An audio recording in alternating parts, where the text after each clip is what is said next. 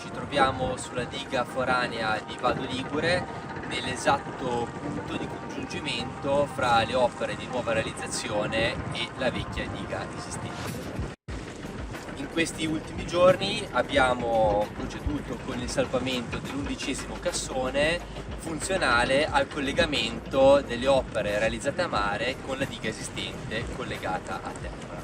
Questo ci consentirà nel breve periodo di attaccare i lavori su due fronti attraverso dei mezzi marittimi che opereranno lato mare e dei mezzi terrestri che opereranno lato terra.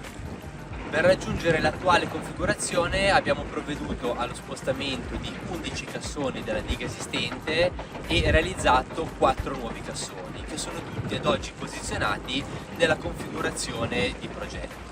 Ora, tramite la realizzazione delle serraglie, che sono degli enormi massi in calcestruzzo, andremo a completare i punti di collegamento dove si sono generati degli angoli.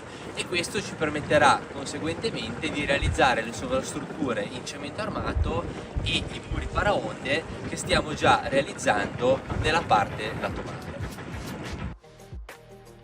Negli ultimi mesi inoltre è stata ideata una variante migliorativa che tramite l'utilizzo degli ultimi 2 cassoni della diga esistente posizionati all'interno del bacino portuale ci consentirà alla fine dei lavori di avere un'ulteriore area di manovra fondamentale anche per la realizzazione della seconda fase della diga ad oggi in corso di progettazione. Lo stato di avanzamento dei lavori è attualmente all'80% e si prevede la conclusione entro la fine dell'anno corrente.